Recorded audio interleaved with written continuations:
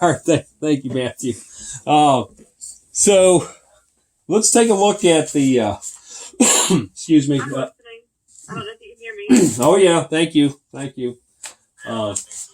Yeah, it's a little different talking into a monitor than it is class. You know that it's not quite as dynamic. But you're really doing just fine. All right, well, thank you. Thanks for the feedback there. Like I said, I don't want to take all of your evening. I know all of us have things on our mind, and I'm trying to do these videos that way you can have all the material you need. So, which problem did I give you out of chapter 12?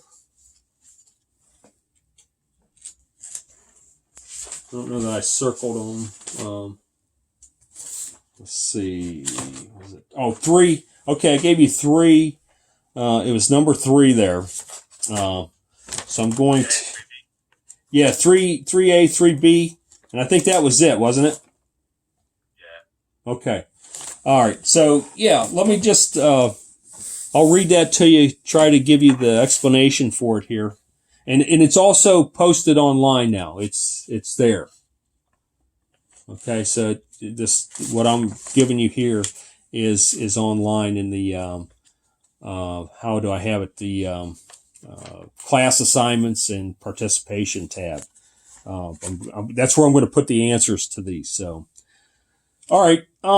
So 3.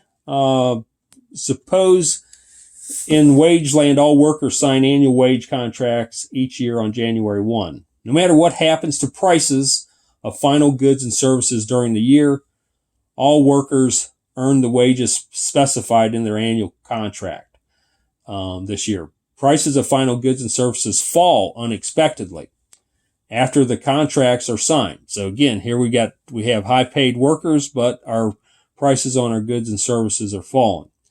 So answer the following questions using a diagram and assume that the economy starts at potential output. So a lot of these you're going to start at potential output. So A is, in the short run, how will the quantity of aggregate output supplied respond to the fall in prices? So it's going to look like this here. I'm going to kind of hold this up here, and because I'll post this as well. But that's what the answer is, and you really can't see it unless you printed those out or you pulled that up. But in the short run, the prices of final goods and services in wage land fall unexpectedly, but nominal wages did not. So they are fixed in the short run, but by the annual contract. So firms earn a lower profit per unit and reduce output. So in the accompanying diagram, wage land moves along the short run aggregate supply curve from point A on January 1st to point B after the fall in prices. So again, these are real graphs when you look at them. If you can see this graph right now, which I don't know if I can share that. Hold on, maybe I might be able to share that. See if I can open that up. I'm not sure I can. I'm not sure it's... Let's see. Hold on. I might be able to... Yeah, let me pull that up. The little square button that has an arrow at the bottom. Yeah, I'm getting it here. Okay. So this is chapter 11. Heck yeah. Hold on. Be much easier than me trying to... let's see. Okay. Yeah. All right. Yeah, this would be cool. If it'll bring it up here.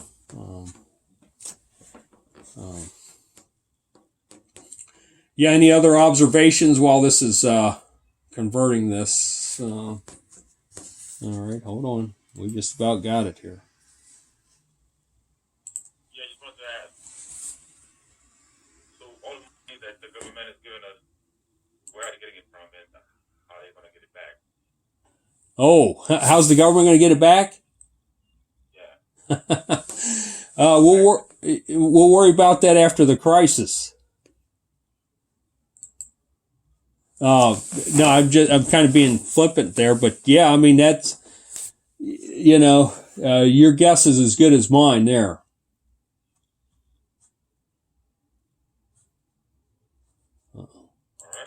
It's not letting me share here. Hold on here.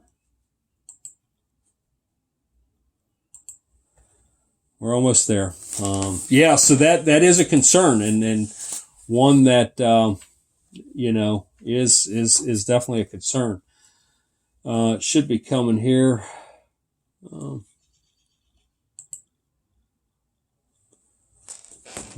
12. Okay, so I'll go over to page 2. This is small print, but again, you take a picture of this, whatever. But again, it is. So here's this first answer here. See if I can. I don't know if I'm gonna be able to enlarge this or not. Oh, that's not good.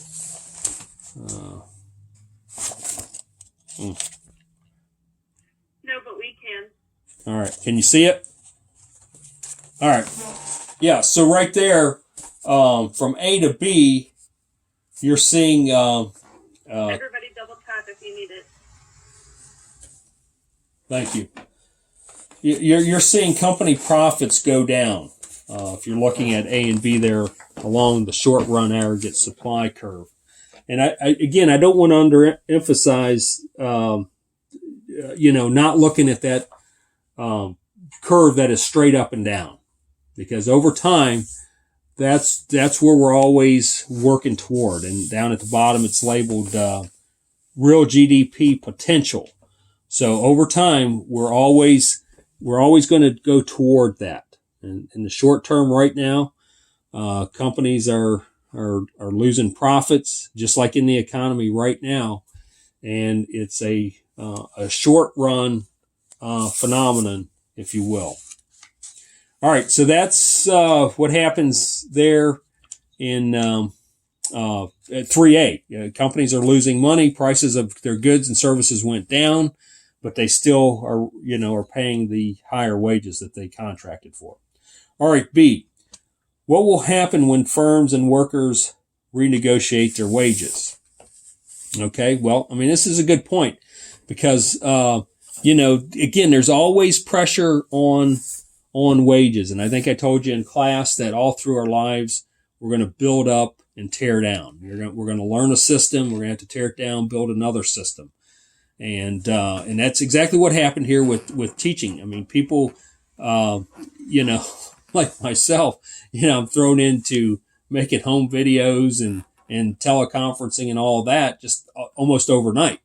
I had to learn that. So again, it's, I enjoy the classroom. I enjoy the interaction, but, all of a sudden you're thrust into a totally different scenario. And that's kind of the way the work life is in order to stay ahead of the curve. So here, when firms and workers renegotiate their wages, nominal wages will decrease, shifting the short run, and then that'll be a shift in the short run aggregate supply curve in the accompanying diagram, which is rightward from short run aggregate supply 1 to a curve such as SRAS 2.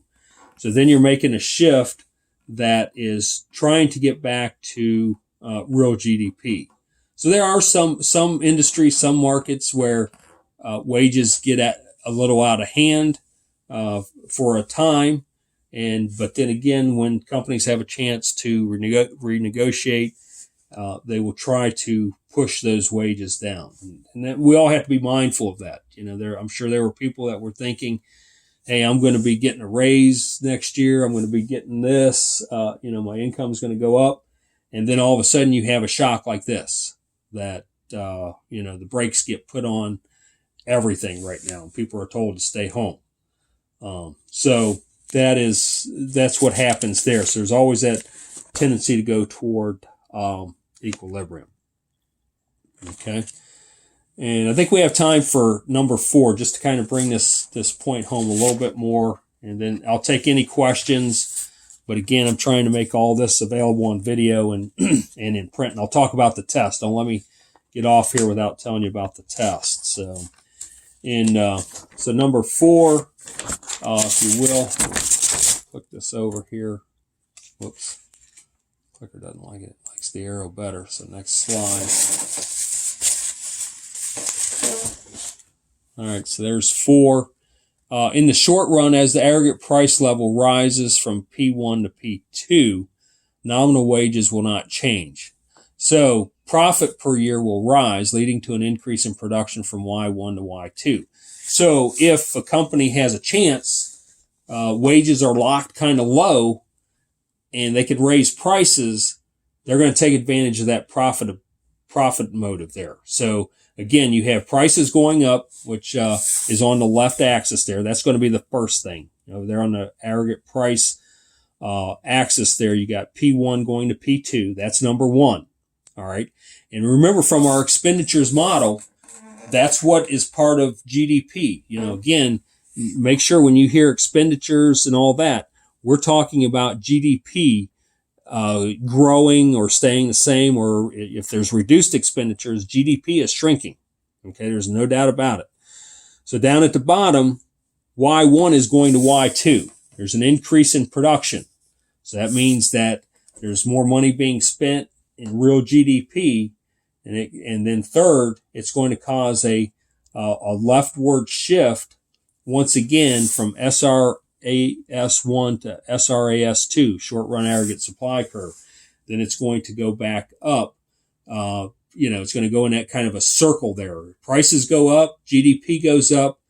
Then at some point, in the short run, there's going to be a shift of the short run aggregate supply curve back to the, and lock in at the price level 2 there, along the long run aggregate supply curve. So again, at first there's going to be profit, and that's what the perforation over to B is, but then it's going to land back in the long run aggregate supply curve at the price level 2. So we're going to settle back, and it's going to be real GDP, because again, some businesses are going to leave the market, and then partly because not everyone's going to be able to pay that higher price. So this is a short-lived thing. When wages are below, we talked about when wages are above and companies are losing money, but at the same time, companies can't profit forever on lower wages, and it's going to go back to a normal long-run aggregate supply curve. So hopefully that helps. Again, it's unfortunate that we have a object lesson that we're living, okay, that makes some of these points so poignant from the textbook. But that's where it is. And, again, I've taught, economics since, I guess, 05 now. And again, I guess 2008. In 2008, it was somewhat clear it was a financial crisis, but at the same time, this one here is happening so fast and in such real time that, knowing the tools, exactly what's going on in the economy that everybody around you is feeling. So that's chapter 12. Be working on chapter 13. And I'll talk about that, and I'll have a post on it. But then we're going to get into the Federal Reserve stuff, okay? Which again, that's monetary policy, and that's chapter 14. Chapter 13 is fiscal policy, which again, I encourage you to read that. I know a lot of students come to school just to get an A and stuff, but this here is again something that is very applicable to all of our lives right now, this idea of fiscal policy, because we want the government to step in, but then we also are going to want them to step out. Are we not? Once this crisis is over, we don't want them telling us, well, yeah, on Friday nights now you have to stay in or something. Yeah, I'm being facetious, but you know what I'm saying. We need them at some point, but then at some point, it's time to go. We don't want that much government interference anymore. So here's the good news. Like I said, I have a test over chapters 8 through 13. It's locked and loaded. And here's the good news. It is open book. Okay? It's open book. I realize there's a lot of concepts, a lot of things on your mind. but I want you to dig into it and do it. Here's my requirement, and that is make a separate answer sheet. Please don't scan the test. Just type your answers right in your email body. Okay, right in the body of the email. I haven't advanced yet to have a Dropbox thing, but put the answers to the test directly into the body of the email. So I'm not opening files, anything like that. I can just grade it straight from your email, and try to do that by Monday. Monday I have more time to do the heavy lifting, of grading papers and responding to students and so forth. So do that by Monday, and I'll open the test up. It's not opened yet. I just have to go in there and open it. So any questions about that?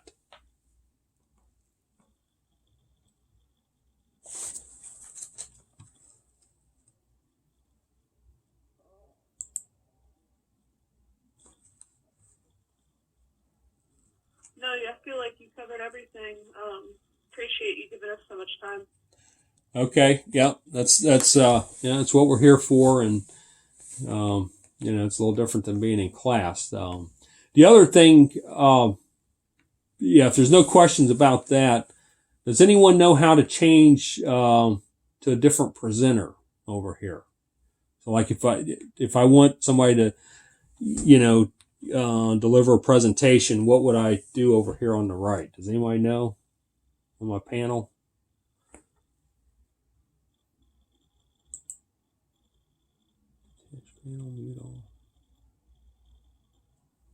Huh.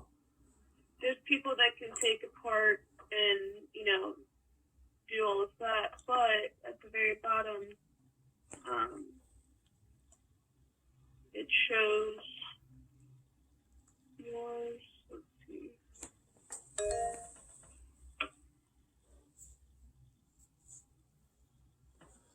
I mean, I know you can raise your hand, but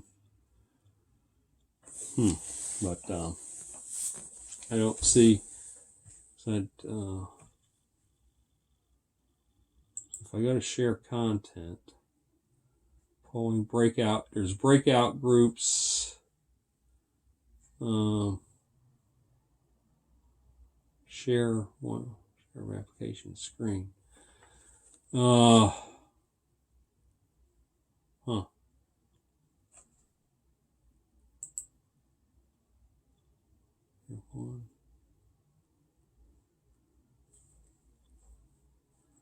Well,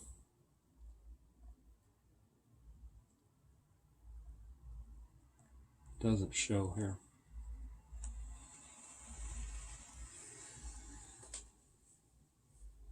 Okay, but again, I'm sure you'll be attuned to economics, no doubt, but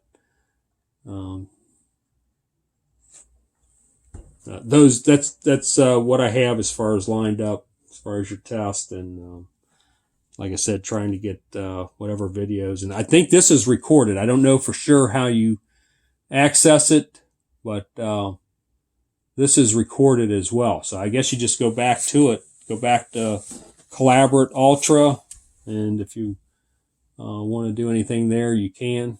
So that's that. All right, is that so? Thanks for everything. Yeah, we'll follow the syllabus. Obviously, now we're a week behind since 13 is not going to be covered next week. But be sure if you haven't turned in your assignment. Go ahead. So we had the discussion board post. That was the 4 paragraphs. Right. Is that one of our assignment type things that you have us read? Yeah, that's the assignment 3. Okay. Yeah. And